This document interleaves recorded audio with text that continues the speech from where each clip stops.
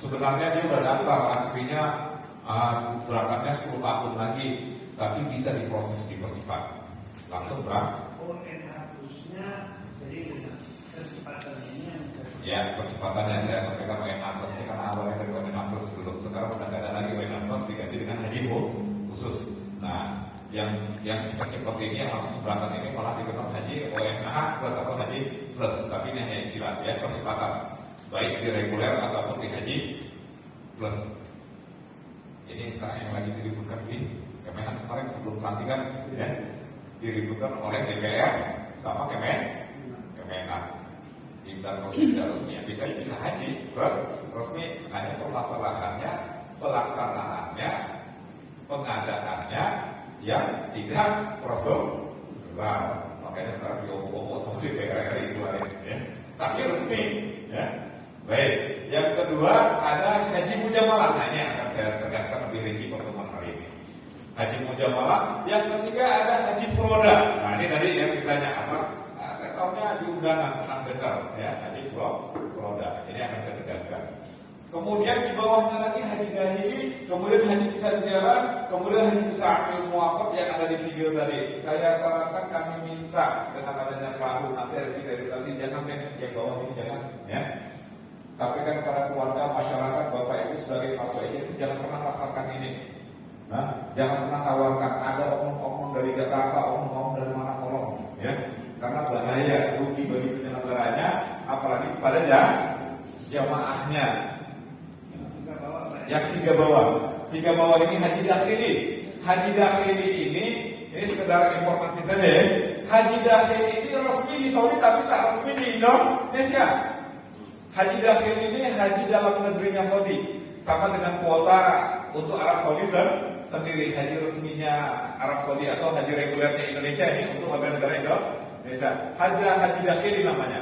Haji regulernya Arab Saudi. Dakhili ini dalam negeri, ya, di dalam kuota dalam negeri Saudi. Yang sekarang banyak ditawar-tawarkan juga ke Indonesia. Loh kok bisa? Karena memang ada kelebihannya bahwa haji dakhili reguler Arab Saudi ini boleh untuk warga negara Saudi dan boleh untuk warga asing. Nah, ini yang jadi masalah. Nah, jadi boleh memang khusus untuk peruntukan itu warga negara Saudi, tapi boleh untuk warga negara asing. Warga negara asing seperti apa? Yang mereka dapat izin tinggal dan izin bekerja di Arab Saudi. Jadi ekspatriat warga negara asing ya yang dapat izin tinggal, bukan hanya kerja ya. Dia kan beda ya, izin tinggal, izin kerja. Kalau izin tinggal, dia nggak usah kerja juga boleh tinggal. Yang dapat izin tinggal dan izin kerja di Arab Saudi, mereka boleh daftar haji dan ini. Tapi mereka yang tinggal di Arab Saudi. Nah, sekarang banyak ditawarkan ke Indonesia ini, ya. Ditawarkan ke Indonesia. Pertanyaannya, kalau ada orang yang menawarkan mendaftarkan haji dakhili ini, kuotanya Arab Saudi ke Indonesia, legal atau ilegal? Legal atau ilegal? Jelas ilegal, karena nggak ada di undang-undang. Oke, karena tidak ada di undang-undang. Bahkan selain kuota Indonesia kecuali mujamalah itu ilegal. Legalnya di Arab Saudi, di Indonesia-nya ilegal. Paham ya? Berarti kalau kita bicara legal, ya di Indonesia ilegal, walaupun di Saudi legal, tapi yang jelas di Indonesia ilegal. Paham ya? Haji dakhili. Nanti ada banyak yang tawari juga ya. Kemudian visa atau haji ziarah. Haji ziarah inilah hampir yang 199% yang terjadi penggerbekan ya, yang terjadi razia kepada mereka yang menggunakan visa ziarah, yang bisa kunjungan ya. Pokoknya jangan pernah sekali-sekali pakai guna visa ziarah. Kalau ada yang menawarkan, itulah gunanya kita perahu, supaya tidak ada lagi orang luar yang datang ke Pekan Baru ini terreuni menawarkan yang macam. Kalau nggak ada komunitas, tidak ada grup, tidak ada asosiasi, tidak ada perkumpulan yang menjelaskan ini kepada masyarakat, Bapak Ibu sebagai alim, sebagai ulama, sebagai ejen menjadi tanggung jawab besar bagi Bapak Ibu sekalian. Nah, apalagi kami sudah kenalkan perahu. Ini perahu kita itu mau berlayar di Riau Pekan Baru ini untuk menjelaskan, mengenalkan kepada masyarakat. Kami ajak Bapak Ibu sebagai alim ulama nggak mau naik peran aktifnya. Nah, ini nanggung dosanya nanti, ya. Setuju? perahu, bergabung di perahu. Kita bukan untuk saling, tapi mengedukasi masyarakat. Masalah bisnisnya nomor 2 nanti. Justru kalau kita bergabung dalam asosiasi, bisnisnya kita bisa bermitra, kita bisa bekerja sama, yang kurang ditutupin, yang lebih bisa dibagikan atau di-sharingkan kepada yang lain. Ya. Nah, sampaikan kepada kawan-kawan di Pekanbaru, kita sekarang sudah punya asosiasi namanya Perahu Sumatera yang akan berlayar, yang akan mengelilingi Sumatera ini untuk memberi edukasi, untuk mensosialisasikan, untuk memberi pencerahan tentang berangkat haji yang benar, dan terutama nanti yang akan ditawarkan secara resmi melalui undang-undang, yaitu haji mujamalah. Baik. Nah, kemudian ada haji bisa ambil muakot atau bisa kerja musiman temporer. Ini juga bermasalah, nggak boleh, ya, ilegal di Indonesia. Nah, untuk pertemuan hari ini saya singkat saja menjelaskan ini, tapi nanti ada next karena kita rutin lah kegiatan edukasi. Kita bahas detail-detailnya, kajian-kajiannya semua, ya, secara teknis. Kenapa ini ilegal? Kenapa masyarakat secara detail? Ini saat ini pertemuan sekarang hanya menjelaskan secara umum saja dulu, ya. Oke, naik ke atas lagi. Ini ada 2, haji mujamalah dan haji furodah. Next. Nah, ini resmi karena dia menggunakan visa haji. Ya. Nah, haji mujamalah ini apa? Bacakan. Ya, dengarkan. Haji mujamalah adalah haji resmi di luar kuota haji reguler pemerintah yang pelaksanaannya dilakukan oleh PPIHK atau PPIU yang bekerja sama dengannya dan diatur dalam Undang-Undang Nomor 8/2019 dengan menggunakan visa haji undangan yang dikeluarkan oleh KSA melalui otoritas tertentu. Visa haji mujamalah, ya.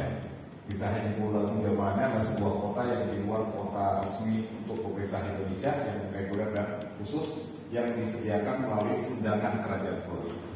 Bicara undangan Kerajaan Saudi, jangan dipikirkan Raja Salman yang memberi undangan. Jadi istilah undangan Kerajaan Saudi, undangan Amir ini tidak.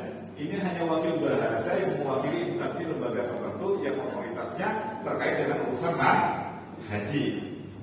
Jadi yang mau undangan visa haji karena apa? Biasanya dulu tiap tahun kalau bisa jual visa haji ini mendadak di Pekanbaru ini langsung punya hubungan asap dan kerabat dengan kerajaan Saudi. Ini Amir, ini putranya Amir, ini putranya kerajaan yang bawa visa kuota haji. Nah, jadi visa mujamalah ini begini. Visa hajinya sama, seluruh dunia ini sama visa haji bentuknya dari Arab Saudi. Ya.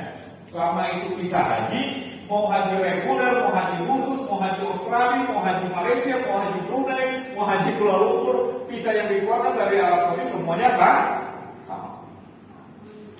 Atas mujamalah ini apa? Nah, terus kalau disebutkan dengan reguler, haji reguler, haji khusus.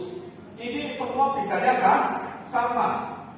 Hanya bedanya cara proses mendapatkannya, memperolehnya, dan sumber visanya. Itu yang membedakan. Kalau haji reguler, cara memprosesnya melalui mekanisme yang sudah dikeluarkan oleh undang-undang melalui KBIU, daftarnya, bayarnya nanti melalui BPIH, ya. Kemudian nanti lunasannya kapan? Kan ini cara proses mendapatkannya.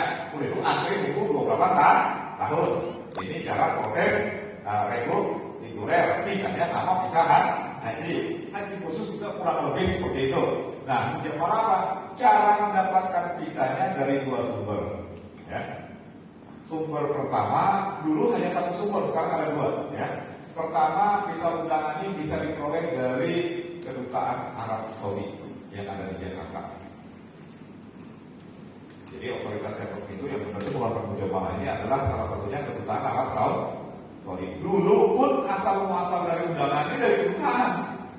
Ya, memang dulu pernah ingat nggak Bapak 2010, 2011, 2012 dulu ada istilah haji non kuota. Pernah nggak? Haji non kuota.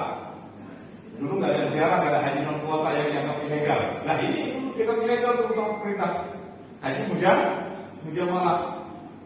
2009, 2010, 2011, 2012 ada haji non pemerintah atau haji non kuota. Ini dulu menggunakan visa mujamalah. Dulu ilegal, dulu nggak boleh. Nah, 2019 dilegalkan oleh pemerintah melalui undang-undang.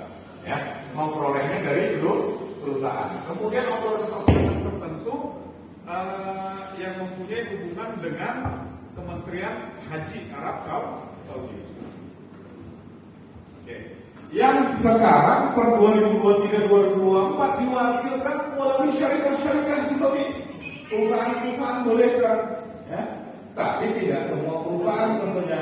Ya, yang pasti perusahaan yang ada afiliasi dan ada urusan tentang haji dan terregistrasi, terlegalkan melalui Kementerian Haji Arab Saudi. Nah, yang kedua syarikat-syarikat perusahaan resmi sekarang juga bisa. Oh, sekarang kalau saya mau berangkat haji, menggunakan haji mujamalah ini, haji undangan, bagaimana prosesnya? Yang memprosesnya yang bisa menurut undang-undang adalah PIHK atau PPIU pun boleh selama dia menggandeng PIHK. Nah, di perahu kita ini nanti ada PIHK, ada PPIU, jadi mempermudah kawan-kawan nanti ya. Nah, ada PIHK, ada PPIU, PIU Mujamalah gandeng PIHK. Nah, menurut undang-undang caranya siapa yang bisa proses PIHK? Kemana? Ya, perusahaan-perusahaan yang mengeluarkan visa mujamalah ataupun ke kedutaan Arab Saudi. Syaratnya apa? Syaratnya tiga. Pertama, yang punya akses, kedua punya informasi, ketiga punya uang. Nah, kalau tidak punya tiga syarat ini, ya nggak bisa. Ada PIHK, tapi dia tidak punya akses. Bisa nggak? Di Pekanbaru banyak PIHK, tapi kenapa nggak bisa menyelenggarakan? Karena dia tidak punya akses. Dia punya uang, tapi tidak punya akses. Nah, dia punya akses, tapi tidak punya uang. Bisa nggak? Nggak bisa. Karena apa? Biasanya ini yang namanya mujamalah. Kalau bicara travel ke jamaah, biasanya ada DP, ada pelunasan. Kalau di sistem nggak ada istilah DP dulu, bisa keluar langsung bayar. Bahkan sistemnya harus ada garansi di situ. Nah, atau di deposit langsung, bukan deposit uang DP, tidak. Berapa visa yang mau diambil? 100. Berarti 100 visa. Kalau visanya ini saya kasih gambaran saja ya, bukan karena harga fluktuatif. Katakanlah harganya dari 6.000 sampai 10.000. Nah, katakan $10.000 ini visanya. Dia mau